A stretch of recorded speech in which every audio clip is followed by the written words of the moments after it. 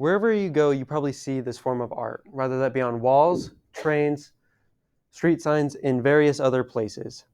A lot of people like to call this graffiti, but other people like to call this vandalism or just out of control based on the places and everywhere they are put. Now, graffiti, before we get into it, let's go ahead and look at what graffiti is.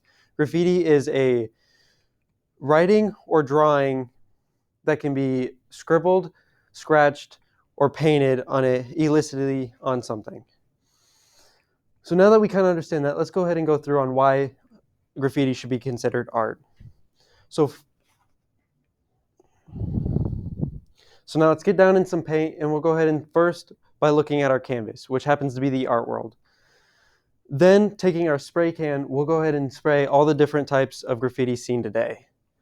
And then we'll look for some inspiration from some artists that are now seen today.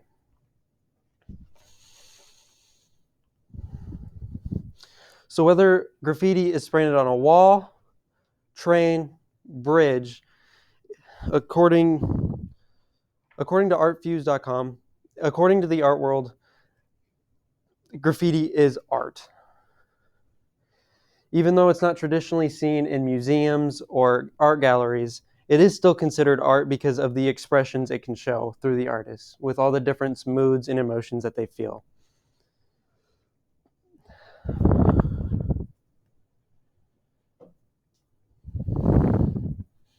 Now, since graffiti isn't traditionally accepted by most people, it's not the only one that was ever like this. Things like abstract or impersonalism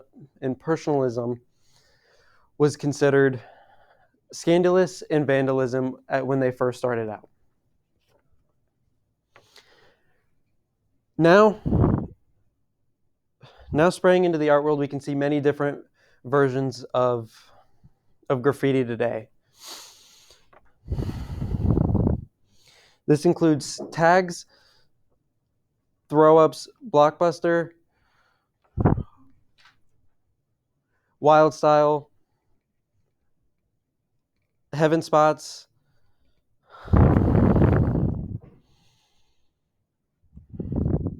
stencil, poster, stick-ups, and 3D. Now this is only some of the great styles, which according to Eden Gallery, these are some of the top 10 styles. Now this style continues on with roller graffiti, anti-style, or known as hipster,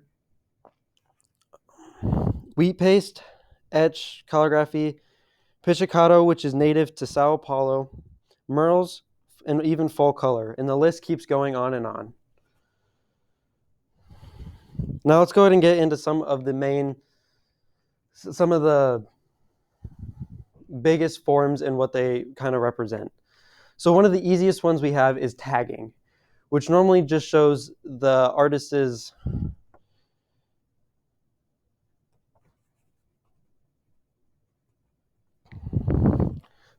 tag or name. So some of these include Snake, Taki183, Kiko, and Dessa.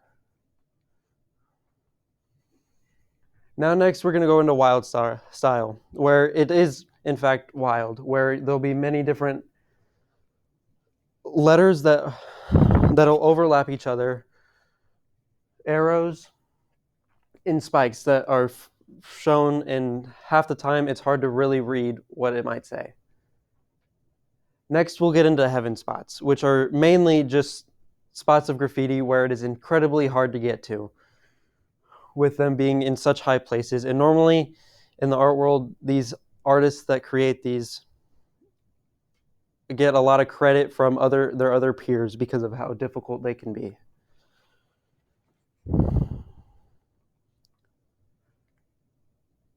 Next, we have 3D, which is probably one of the favorites, where it is intended to look as if the art is 3D, and which is very hard to create because of the 3D style it uses. Next, we're going to look at some of our some of the people that can help us out today. So first we have EG's, which is most known because he's been doing it for 3 decades.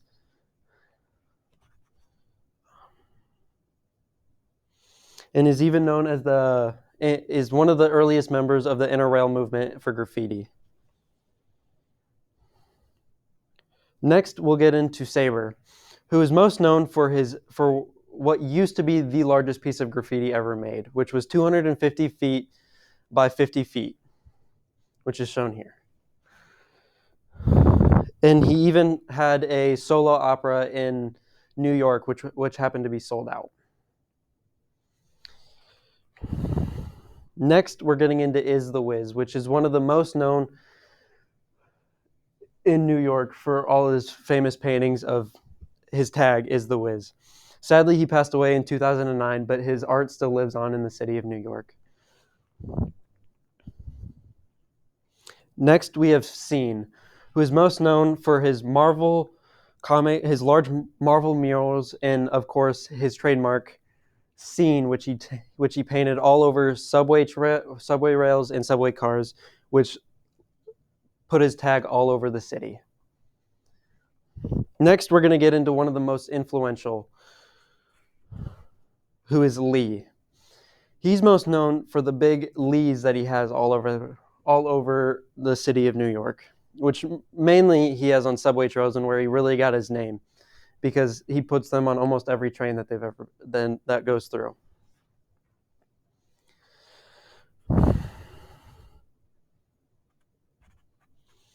So now that we've looked into why graffiti should be considered art, let's go ahead and get a recap of what we went through. So first, we took a look at what the world thinks of graffiti. We then sprayed all the different forms of art on our canvas. And then we got some help from all the different artists around the world. Do you, after seeing this presentation, do you think graffiti is scandalous, or do you believe it's art?